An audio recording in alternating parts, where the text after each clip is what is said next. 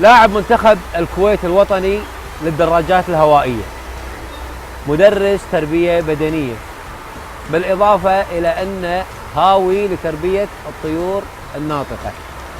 الأستاذ يعقوب الصفار، نرحب فيك معانا. ارحب فيكم، مشكورين على هذا اللقاء الحلو. حياك الله. معاي ضيف على قناة الكوت الفضائية، ارحب فيك. الله يسلمك، حياكم الله. اخوي يعقوب، ما شاء الله احنا سمعنا عنك كلام وايد طيب. الله يسلمك. مهتم ومتخصص في نشر ثقافة تربية الطيور الناطقة بين الأطفال.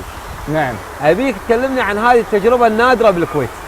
والله تجربة جدا حلوة، كوني أنا مدرس تربية بدنية للمرحلة الابتدائية. جميل. فعارف إني أعيش مع الطفل، عارف أوصل له هذه الثقافة.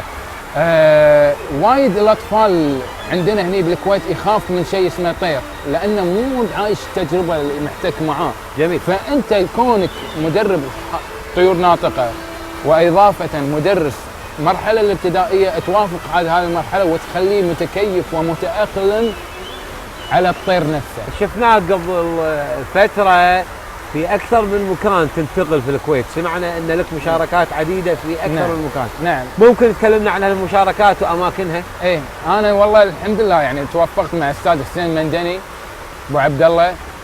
سوينا بالجمعية الثقافية الاجتماعية معرض، سوينا بأرض المعارض معرض.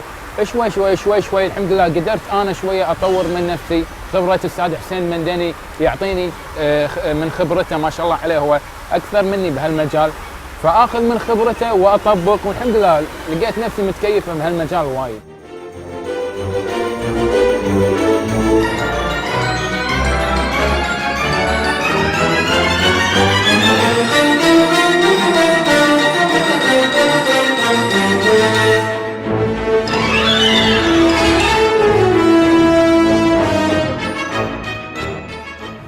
أستاذ يعقوب، إذا عندنا واحد حاب يتعلم اللي أنت قاعد تسويه مع هذا الطير ويبدي ينقل هذه الخبرات أو هذه الطريقة مع الأطفال والتعامل معهم، هذه شنو الآلية وشنو الكيفية؟ أولاً بالنسبة حق اختيار الطير، أول شيء إذا كان الواحد بيربي طير ناطق لازم أول شيء أشوف بيته شنو. جميل. من أساس بيته إذا كان في فاميلي ما في فاميلي، إذا كان بيت مثلاً يحب الطيور، بيت ما يحب الطيور، من أساس بيته اختار له الطائر الجيد. يعني قبل لا يكون يتكلم ويتعلم ويتحرك مع الناس، أول اختيار الطير هو حب. أستاذ أسامة هو حب. جميل. متى ما حب الشغلة يبدع فيها. جميل. أول شيء يقرأ معلومات، ياخذ أكثر معلومات على الطير اللي راح يربيه. لطيف. إيه.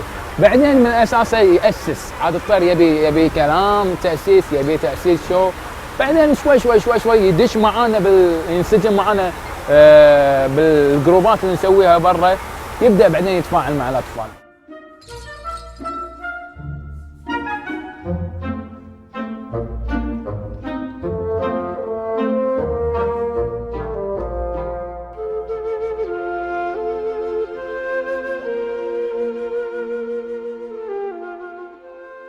فقرتنا اليوم كانت مع يعقوب الصفار، أتمنى أن تكون هذه الفقرة حازت على إعجابكم. إن شاء الله أوعدكم بفقرات جديدة وتميز جديد، وتابعوني على قناة الكوت.